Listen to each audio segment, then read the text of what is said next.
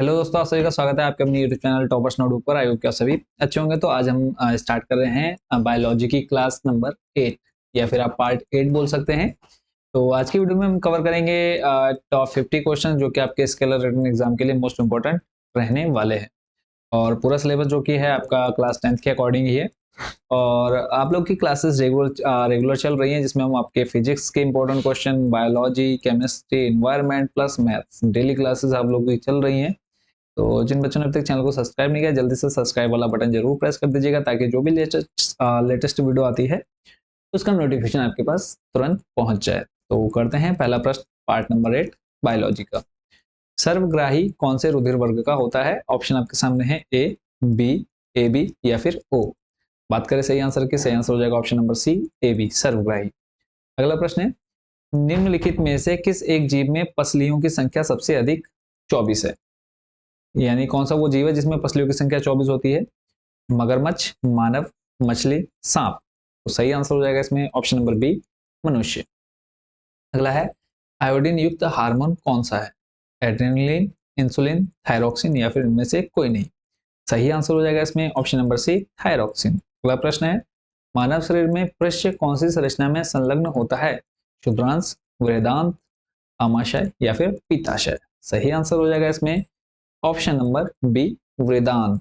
अगला प्रश्न है, सामान्य व्यक्ति में दिल की धड़कन की औसत दर कितनी होती है?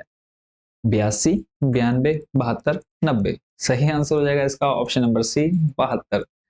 अगला प्रश्न है, संपूर्ण शरीर के द्रव्यमान का कितने प्रतिशत रक्त की मात्रा होती है?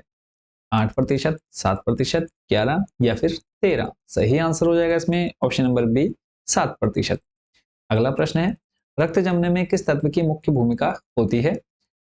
Mg, Ca, Fe या फिर Cu, यानी मैग्नीशियम, कैल्शियम, आयरन या फिर कॉपर। सही आंसर हो जाएगा इसमें ऑप्शन नंबर बी, कैल्शियम।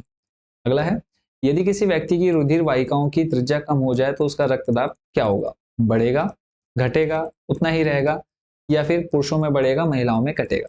सही आंसर हो जाएगा इसका ऑप्शन नंबर ए, बढ़ेगा। अगला है, निम्नलिखित में से कौन सी मानव हार्मोन में आयोडीन मिश्रित होता है?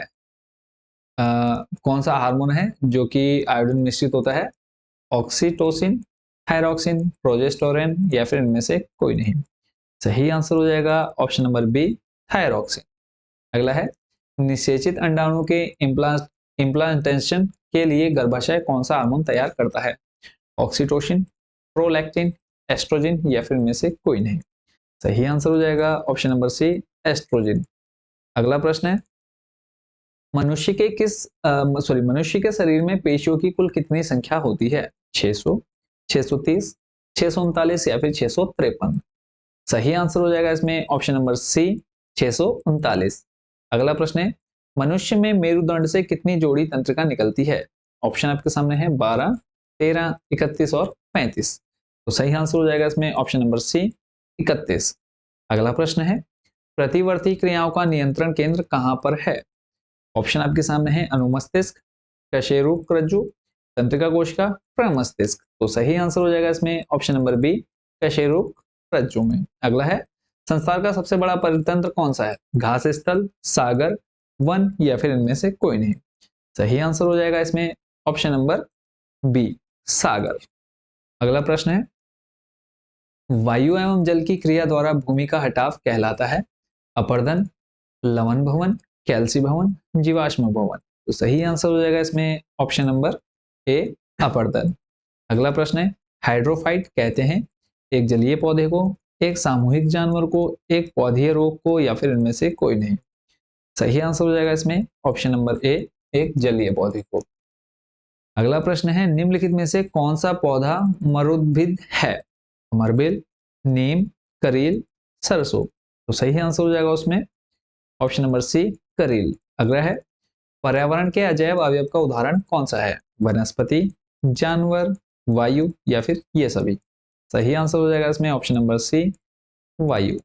अगला है, सौर ऊर्जा का सबसे बड़ा यौगिकीकरण कौन है? ऑप्शन आपके सामने है कवक, हरे पौधे, प्रोटोजोआ, बैक्टीरिया। तो सही आंसर हो जाएगा इसमें ऑप्शन नंबर बी, हरे पौधे। अगला है, एपीफाइट्स बहुत अधिक विकसित होती हैं ऐसे पौधे होते हैं जो अन्य पौधों पर निर्भर करते हैं। ऑप्शन है आपके सामने भोजन हेतु, जल हेतु, छाया हेतु या फिर यांत्रिक मदद हेतु। सही आंसर हो जाएगा इसमें ऑप्शन नंबर डी, यांत्रिक मदद हेतु। अगला है रेगिस्तान में पैदा होने वाले पौधे क्या कहलाते हैं? Hydrophytes, जोरोफाइट्स, epiphytes, मेसोफाइट्स। सही आंसर हो जाएगा इसमें ऑप्शन नंबर बी, जोरोफाइट्स। अगला है पारिस्थितिक नीके की संकल्पना को प्रतिपादित किसने किया था? सीसी पार्क ने, ग्रीनेल्स ने, डार्विन ने या फिर इनमें से कोई नहीं। सही आंसर हो जाएगा इसमें ऑप्शन नंबर बी, ग्रीनेल्स ने। अगला है सबसे स्थायी पारिस्थितिक तंत्र है वन, घास के मैदान, रेगिस्तान या फिर समुद्र। सही आंसर हो जाएगा इसमें ऑप्शन नंबर डी, समुद्र।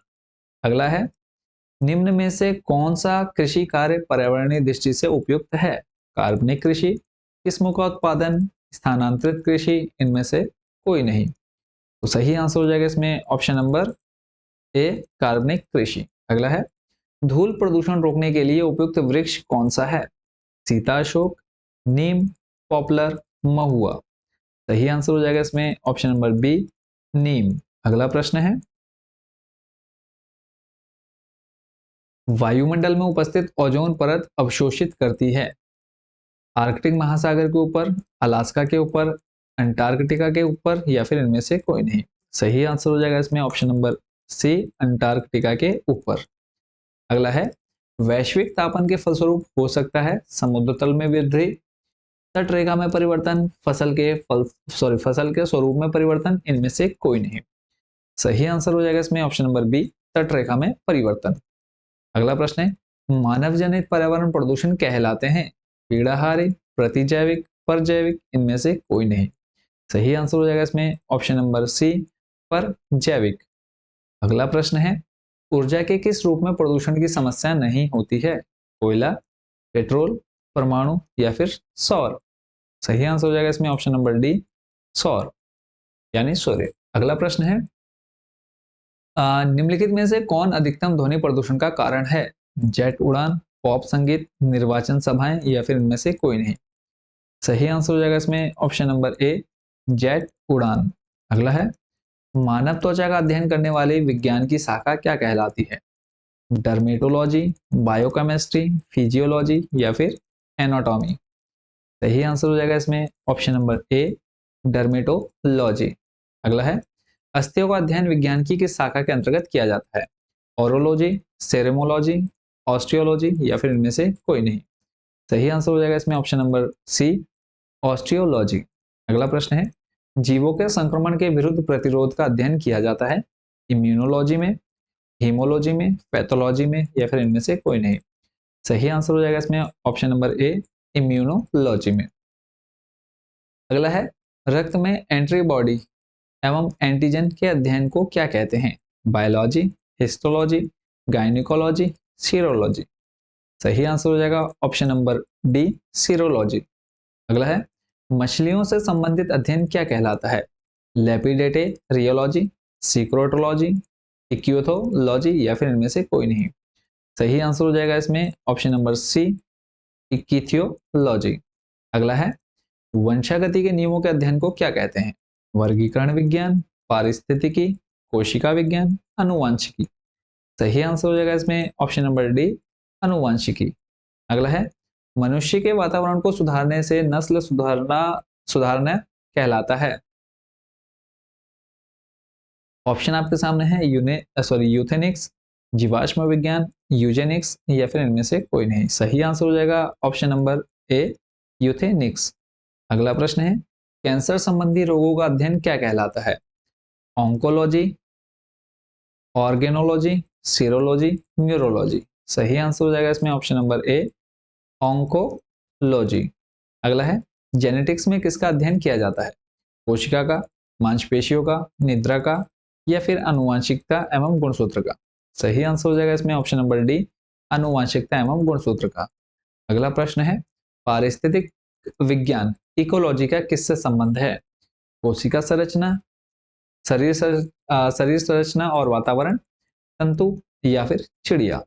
सही आंसर हो जाएगा ऑप्शन नंबर बी, शरीर संरचना और वातावरण। अगला प्रश्न है जनसंख्या का अध्ययन क्या कहलाता है?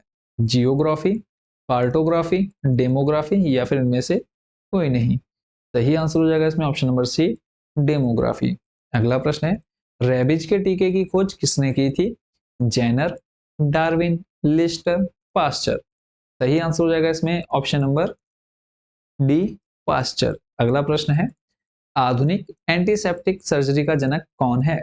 लिस्टर, हार्वे, पास्चर या फिर जेनर। सही आंसर हो जाएगा ऑप्शन नंबर ए, लिस्टर। अगला प्रश्न, किसके द्वारा आनुवांशिकता के विज्ञान को आनुवांशिकी कहा गया? कॉरेंस, वॉटसन, मूलर या फिर मेंडल। सही आंसर हो जाएगा इसमें ऑप्शन नंबर बी, वाटसन। अगला प्रश्न है, रक्त समूह का आविष्कारक कौन है? Land Steiner, Louis Pasteur, Robert Koch या फिर इनमें से कोई नहीं। सही आंसर हो जाएगा इसमें option number A, land Steiner. अगला प्रश्न है, हृदय का पहला प्रतिस्थापन किसके द्वारा किया गया था? Louis Pasteur, William Harvey, Christiaan Barnard या फिर इनमें से कोई नहीं। सही आंसर हो जाएगा ऑप्शन नंबर सी, क्रिश्चियन बर्नार्डे। अगला है, एडवर्ड चेनर निम्नलिखित में से किस रोग से जुड़े हैं? लकवा, ज्वर, विषुचिका, चेचक। सही आंसर हो जाएगा इसमें ऑप्शन नंबर डी, चेचक। अगला है, विकास का सिद्धांत किसके द्वारा प्रतिपादित किया गया था? अरस्तु, डार्विन, पास्चर या फिर मेंडल। सही आंसर हो जाएगा इसमें ऑप्शन नंबर बी, डार्विन। अगला प्रश्न है, हिस्टोलॉजी शब्द का सर्वप्रथम प्रयोग किसने किया था? मेमम, स्लाइडेन, रॉबर्ट हुक या फिर मेयर। सही आंसर हो जाएगा इसमें ऑप्शन नंबर डी, मेयर। और आज की क्लास का लास्ट क्वेश्चन, किस प्रकार के ऊतक शरीर की सुरक्षा कवच का कार्य करते हैं? एपिथेलियमी ऊतक, संयोजी ऊतक, पेशी ऊतक, इनमें से कोई नहीं। सही आंसर हो जाएगा इसमें ऑप्शन नंबर ए, एपिथेलियमी ऊतक। तो टोटल 8 क्लासेस हमने कवर कर ली हैं सभी टॉपिक्स की, चाहे वो आपका बायोलॉजी हो, फिजिक्स हो, केमिस्ट्री हो। तो लगातार आप लोगों की क्लासेस चल रही हैं। अगर आपको स्केलर का रिटन एग्जाम क्वालिफाई करना है तो चैनल के साथ जरूर जुड़ रही है, आपको सारे इंपॉर्टेंट क्वेश्चन यहाँ पर देखने को मिलेंगे। तो आशा करते हैं कि आप लोगों ने चैनल को सब्सक्राइब कर लिया होगा और सभी को शुभकामनाएं हैं। अच्छे से तैयारी करते रहिए। मिलते हैं नेक्स्ट वीडियो में, नेक्स्ट पार्ट में। Thank you so much watching for this video.